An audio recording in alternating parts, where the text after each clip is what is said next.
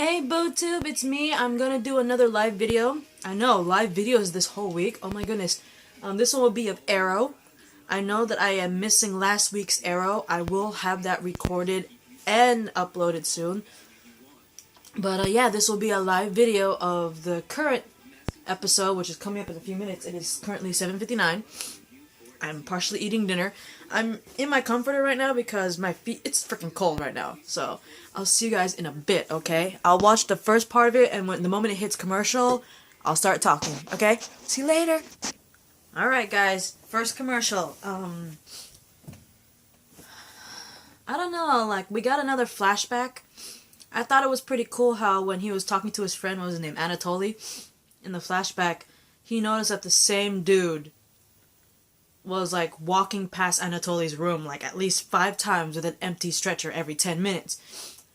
So I thought that was cool, but you know, when it comes to the flashbacks, they're becoming a little too convenient, you know, like the situations in the flashbacks are a little too conveniently parallel to present day, you know what I mean? I don't mind the flashbacks, but they're becoming a little too, like I said, a little too convenient. I like the flashbacks from other characters, like we did with Wild Dog. That Renee's flashback, that was a good flashback. In fact, I know I'm saying this in the previous episode, which I still have not recorded and uploaded, which I will soon. But in the previous episode, the flashback was all strictly Renee, aka Wild Dog, about his life, right, and how he became Wild Dog, and I like that. I like having kind of like origin stories to the team, because I was always wondering about Wild Dog and why he had so much. He seemed to relate to Diggle when it came to Diggle and his kid. You know what I mean? And we finally got the answer to it. So that's why I prefer flashbacks to be more like origin stories for other people instead of just Oliver, because his flashbacks are becoming a little too convenient to present day life. You know what I mean? But anyway, yeah, we start off with a prison escape. Cupid, remember that one lady, Cupid? She was on the Suicide Squad, had an obsession with Oliver and Deadshot at one point. She escaped. That one blonde Asian chick that was from the Triad, she escaped. And then the third lady that escaped is actually that one police officer lady that worked under Quentin, Lance. Remember, she was part of the vigilante task force or whatever. She was part of Quentin's team, and, you know, I forgot her real name, but I remember Quentin was able to get to her, like, to convince her not to kill Green Arrow. But, you know, she was put away, but she's one of the 3 that escaped. And, they're back in Star City, and, I thought it was really interesting, you know, like, why these 3 in particular, especially Cupid. Cupid seems kind of random, and especially the Triad lady, because we haven't seen the Triad lady in forever, right? And Cupid's just plain random. But, we also see Dinah Drake get pretty much inducted into the police force, the Star City police force, which is pretty cool, pretty badass. So far so good, and the commercial's ending. I'll be back, guys. Hey guys, I'm back. So, second commercial. Anyway, they managed to track them down. Wild Dog and Mr. Terrific, they talk to a Triad member, and they find out that the 3 escapee ladies are looking for apparently a huge stash of cash that Tobias Church, remember Tobias Church? So apparently Tobias Church had a huge stash of cash, and these 3 escapees are looking for it apparently. Lance and Arrow managed to track down the 3. Arrow fights against Cupid and the Triad chick, while Lance tries to go against his former friend, who apparently the reason why she's gone bad is, you know, after the last encounter when Quentin convinced her to turn herself in, you know, turn her life around, she changed the moment she found out that Quentin was actually working for Damien Dark. And she's like, he's doing bad things, he's with a bad guy and all that stuff, so she decided to revert to her old ways again. Unfortunately, she escapes, and just as Green Arrow is getting the upper hand with the Triad chick, I forgot her name already, and Cupid, a task force just kind of like comes out of nowhere from the skyline, surround Green Arrow, and he's like, "What are you doing? You're letting those girls escape." And they're like, "They're not our targets. You are our target." And it's like, kind of saw it coming because we saw in the previews. But the fact that they are targeting Green Arrow and pretty much they're there for him to arrest him for the murder of Felicity's boyfriend, and it's like, it has to be that stupid lady, okay? Because that one lady that Oliver's been sleeping with, she's been highly suspicious, and in the last couple of episodes, she and whoever her informant dude was, they're like, "Hey, look, this hooded guy was there in same place Oliver was, Bratva and all that stuff. Maybe they're the same person." And at one point in this episode, she actually asked, "Are you the Green Arrow?" And he's just joking around saying, "Yeah, I am." "No, I'm not. I'm joking. I'm not the Green Arrow." But she's still suspicious, right? So, I don't like her. I've never liked her from the beginning, and I hate her even now, even more, because she's up to some shady shit. Especially trying to get a story out of possibly Oliver being the Green Arrow. That's why I never liked her from the beginning.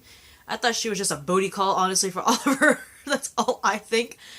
So, yeah. Also, we got some cute mini Felicity and Thea teamwork where Thea found out from Oliver that, you know, the reporter lady that he's sleeping with questioned him about being Green Arrow. So she goes to Felicity saying, "Hey, why don't you hack her shit and see what she's got what makes her think that my brother's the Green Arrow?" And they notice all this shit and they're like, "Oh my god, what are we gonna do?" Right? So hopefully they find a way to get rid of all this evidence. You know what I mean? Because we can't have Oliver has already been questioned as the Arrow or / vigilante before, to the point where Roy Harper had to step in and pretend, "No, I'm the Arrow. Oliver Queen is innocent," and then he had to fake his death, so everyone thought the Arrow was dead and that the Green Arrow was just a separate dude, right? So, please stop this stupid reporter lady. I hate this bitch. Anyway, the commercial's almost done. I'll see you in a bit, guys. Yeah, reporter chick got flat on her ass. I love this, although kind of feel bad how it was executed. See, apparently, when Oliver told Thea asked Felicity to see why she's asking about Oliver being Green Arrow. They found this evidence, and apparently Thea's like, I'll deal with it, don't worry, right?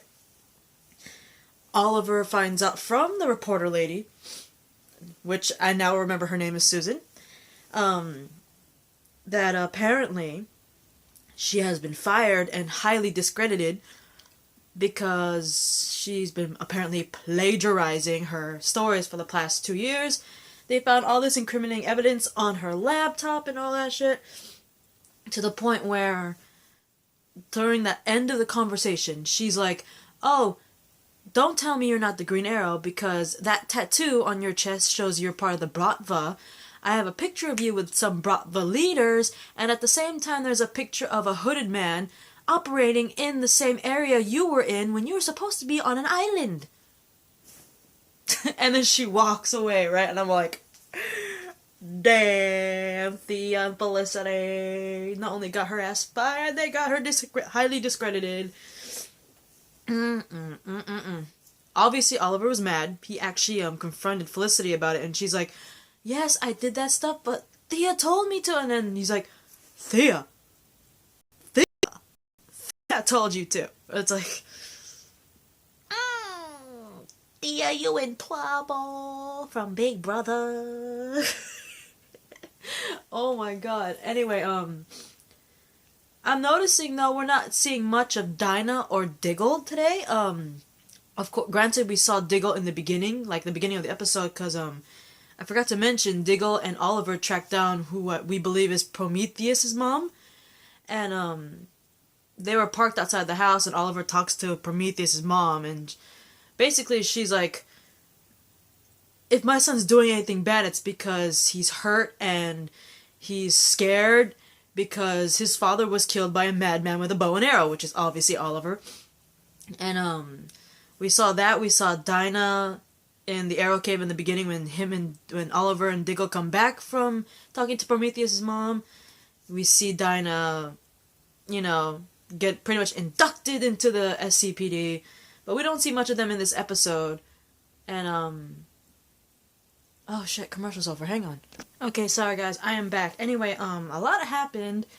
The three escapees kidnapped someone from, I believe, Bertinelli crew, judging by what I heard. I heard the word Bertinelli, so I'm guessing they're part of Bertinelli's former crew or something like that. And, killed a bunch, but kidnapped one, because apparently he seems to know where this storage of cash is.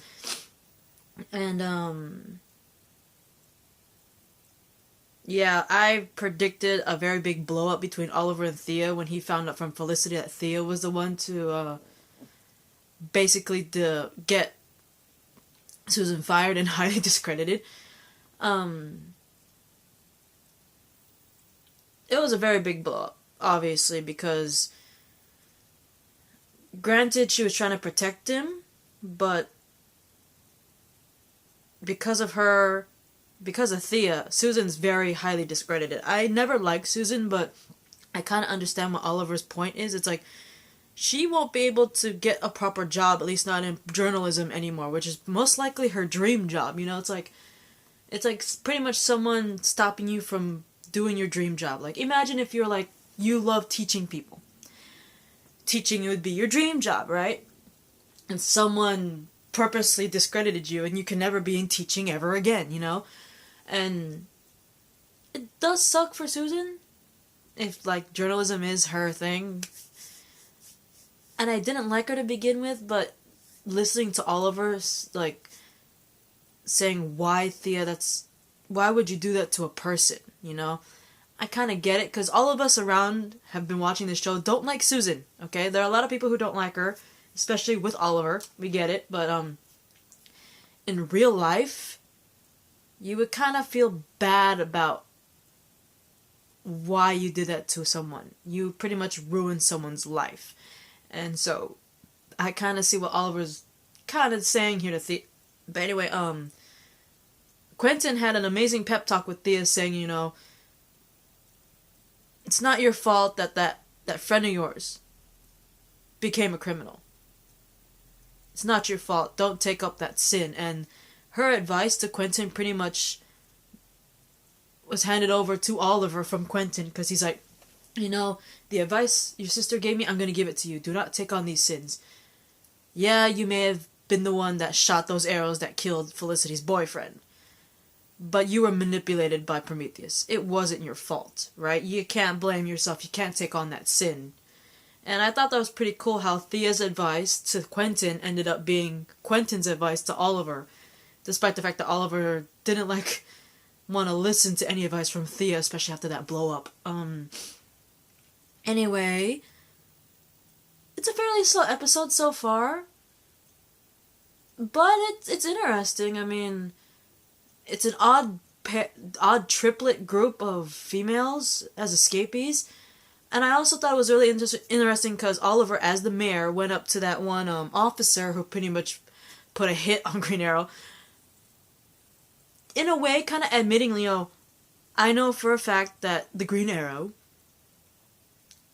yes, he was the one that shot the officer, but he was manipulated by Prometheus into thinking that this poor officer was Prometheus.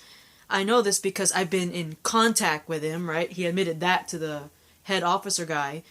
And also, he admitted that that one district attorney dude that's on his side, to not have, a worldwide panic to cover it up, right? I liked the speech he had with him, and I just realized I'm running out of time. I will start another video. Hang on, guys, hang on.